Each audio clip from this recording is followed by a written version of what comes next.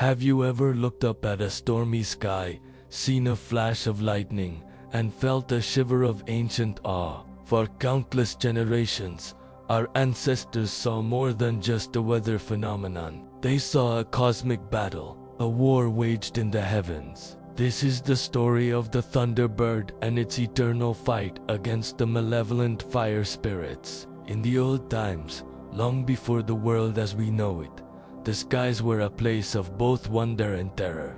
People looked up and saw spirits dancing in the aurora, but they also feared the destructive force that could fall from above. They called it skyfire. This wasn't the friendly, controllable flame of a hearth. This was wild, unpredictable fire that rained down, consuming forests, scorching the earth, and threatening entire communities. These were the fire spirits, chaotic beings of pure destruction, born from the driest, hottest parts of the cosmos. They held no regard for life, seeking only to burn and reduce everything to ash. The world lived under a constant threat, a fear that at any moment, the sky could turn against them. But the cosmos strives for balance. Where there is a destructive force, a guardian will rise to meet it. From the heart of the storm cloud, a magnificent creature was born, the Thunderbird. This wasn't just a bird, it was a cosmic warrior, a being of immense power and presence. Its body was carved from the storm itself, its feathers the deep dark gray of a thunderhead. Its eyes crackled with the energy of lightning, and its wingspan was so vast it could blot out the sun. When the Thunderbird flew, the sound wasn't of flapping wings, but of rolling thunder, a deep, resonant boom that shook the very mountains. It was the protector of the skies, the guardian of the natural world, and the sworn enemy of the fire spirits. Its purpose was singular, to keep the destructive flames in check and protect the world below. The Thunderbird's primary weapon in this celestial war was lightning. But this was no ordinary lightning. Each flash was a divine spear, a bolt of pure energy hurled with intention. When the fire spirits would descend, streaking across the sky like malevolent meteors, the Thunderbird would rise to meet them. With a cry that echoed like a thunderclap, it would summon the storm.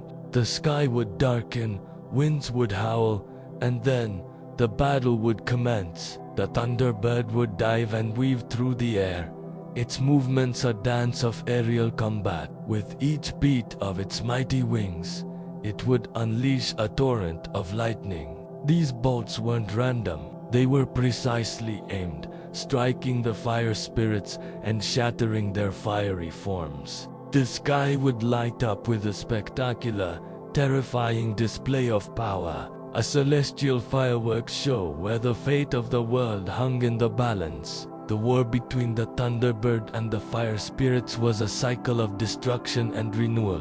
Where the fire spirits brought uncontrolled devastation, the Thunderbird's actions, though violent, brought a necessary cleansing. When a fire spirit managed to strike the earth, it left behind a scar of blackened, lifeless ground. It was a wound on the face of the planet. But the storm that the Thunderbird brought in its wake was a balm for this wound. The rain that followed the lightning and thunder would drench the scorched earth, washing away the ash and cooling the smoldering embers. The sacred rain was filled with life-giving energy. It soaked into the soil, preparing it for new growth. From the ashes of the fire, new life would spring forth, often stronger and more vibrant than before. The forest would be reborn, the cycle of life continuing. This taught our ancestors a profound lesson.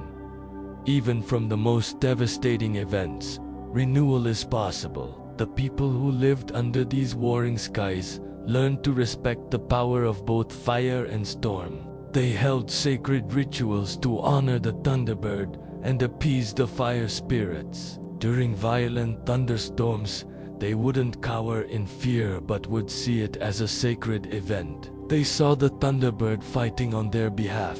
They would offer prayers and chants, sending their energy to aid the great protector. They understood that the storm, while dangerous, was a necessary part of the world's balance. They also developed fire rituals, not to worship the destructive fire spirits, but to honor the element of fire itself. They learned to handle it with respect, using it for warmth, cooking, and light, but always mindful of its potential for destruction. These rituals were a way of acknowledging the dual nature of fire, its ability to both create and destroy, and their place within that delicate balance. So what does this ancient story teach us today? It's a powerful metaphor for the dualities we face in our own lives and in the world around us. It teaches us about balance. Just as the Thunderbird and the fire spirits represent the balance between creation and destruction, we must find balance in our own actions. We must respect the powerful forces of nature, understanding that our relationship with the planet is a delicate one. The story is a reminder that challenges and hardships, much like the fire from the sky, can pave the way for renewal and new growth. The storm doesn't last forever, and after it passes, the rain comes to heal the land. This myth also speaks to the importance of courage and protection. The Thunderbird stands as a symbol of a guardian, a force that rises to protect the vulnerable against chaos. It encourages us to be the protectors in our own communities, to stand up against destructive forces, whether they are literal or metaphorical. It's a call to be the thunder in the face of injustice, the rain that nurtures growth after a period of hardship. By remembering these ancient tales, we connect with a timeless wisdom that is just as relevant today as it was thousands of years ago.